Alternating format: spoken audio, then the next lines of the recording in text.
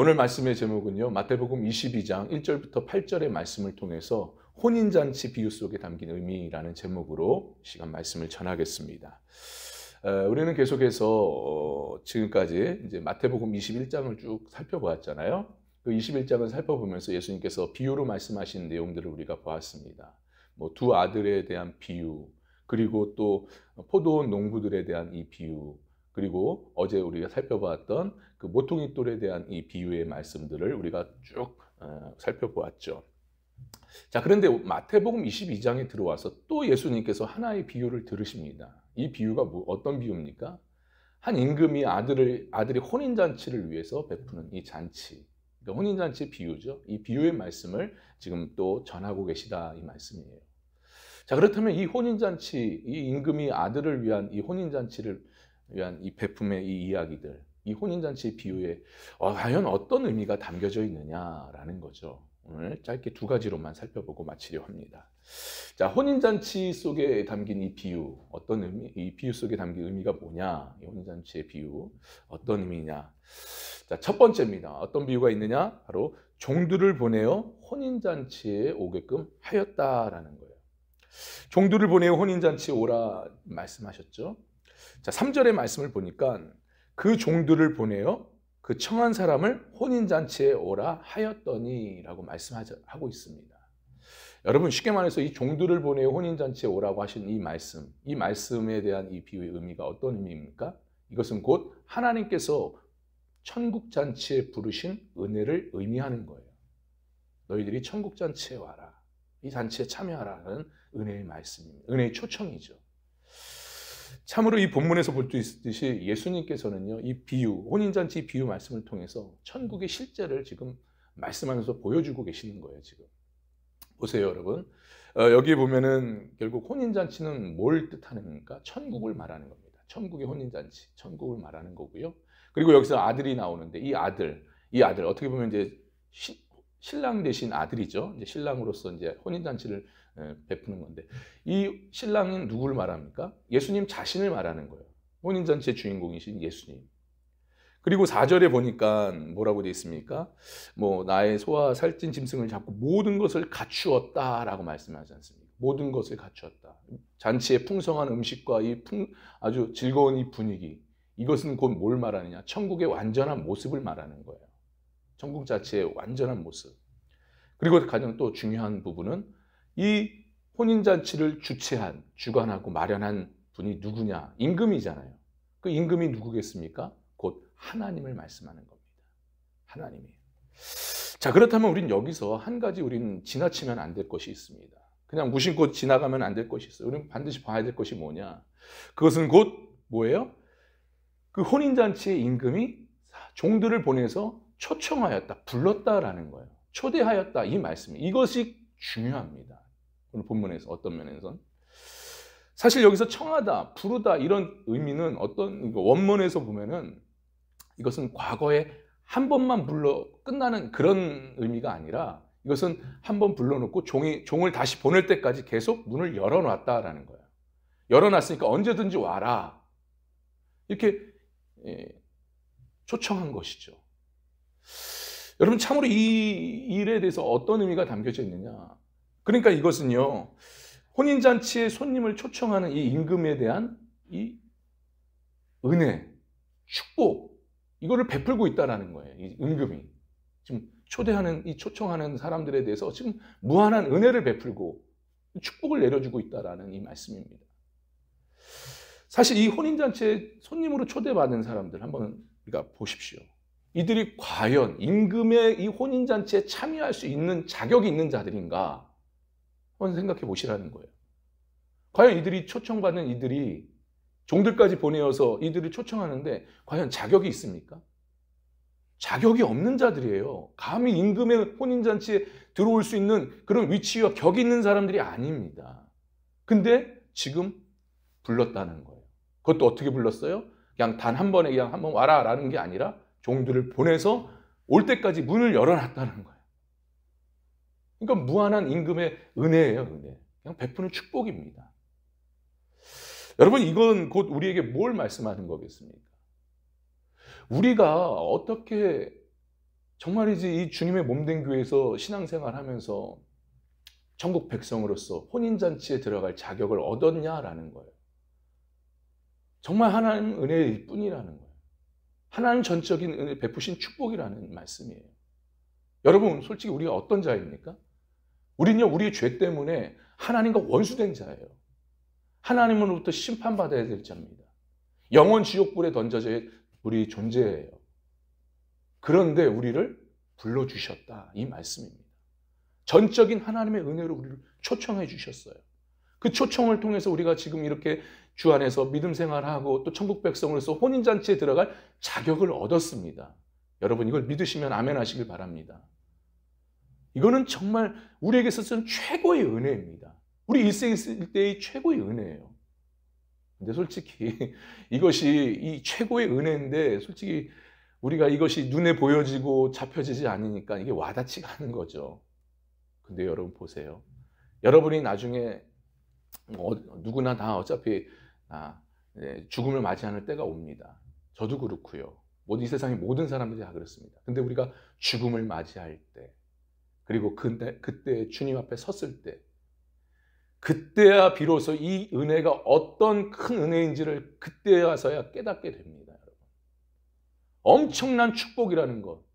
내가 하나님 앞에 부름받아서 혼인잔치에 초청되어서 그 안에 혼인잔치에 참여했다라는 것 자체가 하나님의 은혜였구나. 나의 최고의 은혜를 하나님께서 베푸셨구나라는 것을 그때 가서야 분명히 깨달을 겁니다. 여러분, 이건 분명한 사실이에요. 지금은 와닿지 않을 수가 있어요. 하지만 보세요. 그날에 여러분은 눈물 흘리면서 하나님께 감사 또 감사하며 하나님께 찬양을 드릴 겁니다. 그러니 여러분, 우리를 이리 부르시고 초청해 주신 이 하나님의 은혜, 무엇보다도 이렇게 주 안에서 믿음 생활하면서 천국 백성으로 살아갈 수 있게끔 해주신 그 은혜, 그리고 자격 없는 나를 혼인잔치에 불러주시고 거기에 들어갈 수 있게끔 해주신 그 은혜, 이 일생의 최고의 은혜를 기억하면서 늘 온전한 믿음 생활하면서 살아갈 수 있는 저와 여러분 될 수 있기를 주님의 이름으로 간절히 축원합니다. 축원합니다. 자, 두 번째입니다. 혼인잔치 속에 담겨진 이 비유, 이 의미가 뭐냐?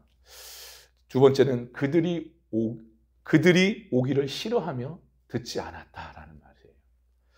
그들이 오기를 싫어하며 듣지 않았다. 3절과 5절인데요. 우리 한번 보겠습니다. 3절의 말씀 함께 봤습니다. 시작. 그 종들을 보내어 그 청한 사람들을 혼인잔치에 오라 하였더니 오기를 싫어하거늘. 그리고 5절에 보십시오. 5절에 보니까 그들이 돌아보지도 않고 라고 말씀해요. 그러니까 이들은 오기를 싫어하고 그 전하는 말에 돌아보지도 않았다는 거예요. 듣기를 싫어했다는 거죠. 여러분, 곧 그들이 오기를 싫어하고 듣지 않았다는 이 말씀의 의미가 뭐겠습니까? 이것은 곧 천국 잔치에 관심이 없었다, 이 말씀이에요. 이런 의미가 담겨져 있습니다. 여러분, 참으로 이 당시 이제 고대 근동의 풍습에 의하면 무슨 잔치를 열었을 때, 그 집안의 잔치를 열었을 때 종들을 반드시 보내서 그 초대한 손님에게 찾아가서 언제 어느 때 어느 장소에서 이렇게 잔치가 벌어집니다라고 예고를 해줍니다. 그리고 와서 그 잔치날 되면은 다시 종들을 보내서 데리고 오는 거예요. 모시고 오는 거죠. 초대 손님을. 바로 그런 풍습이 있었어요. 자, 근데 오늘 본문에 보세요. 5절을 보면 그들이 어떻게 했습니까? 돌아보지도 않았다는 거예요. 그리고 그들이 3절에 보니까 3절에 그 종들을 보내어 그 청한 사람들을 혼인잔치에 오라 하였더니 그들이 어떻게 됐다고요? 오기를 싫어하였다.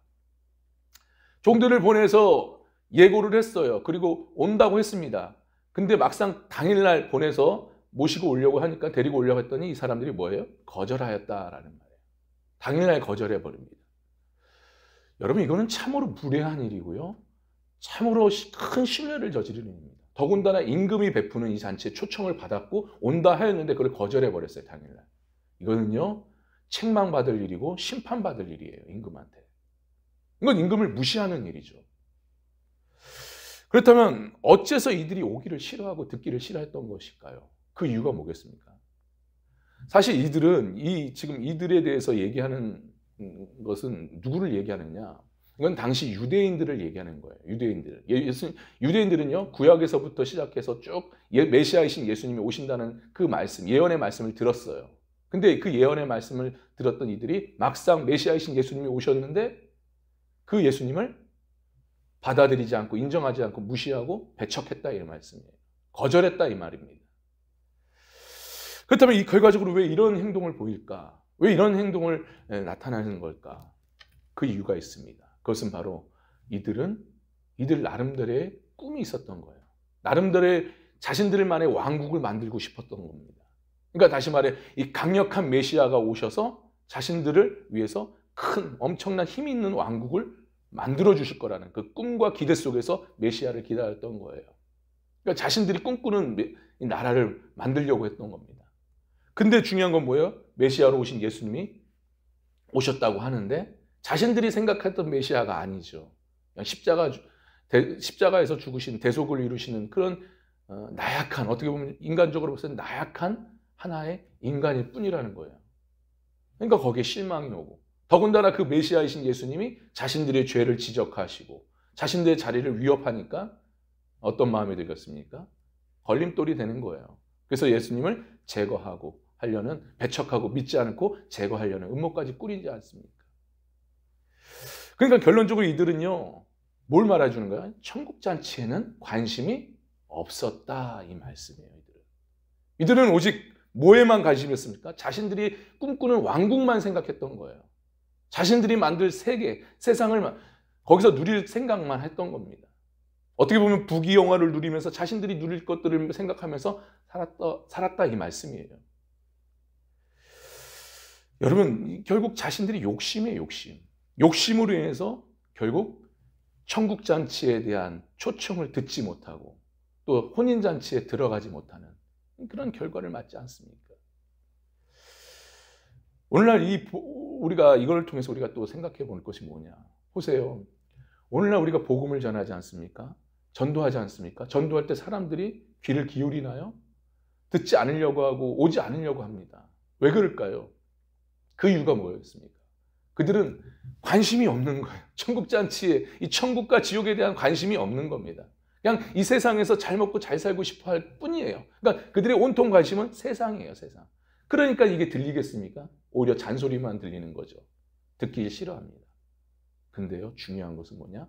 이것은 이 세상 사람들뿐만 아니라 교회 안에서 살아가는, 교회 안에서 신앙생활하는 우리 성도들에게도 마찬가지입니다. 무슨 말이냐? 잘 들으셔야 돼요. 어째서 교회 안에서 복음의 말씀, 생명의 말씀, 진리의 말씀이 전해지고 그 말씀 속에서 이렇게 신앙생활하는데 왜 신앙이 자라나지 못하고 항상 왜 천국 백성으로 살지 못한 채 왜 믿지 않는 자들처럼 살아가는 이유가 뭐겠냐라는 거예요. 수십 년을 내가 신앙생활하면서 다닌다 할지라도 신앙이 성장이 없는 거예요. 자라지가 못합니다. 세상 사람들처럼 믿지 않는 자처럼 살아가는 이 모습들.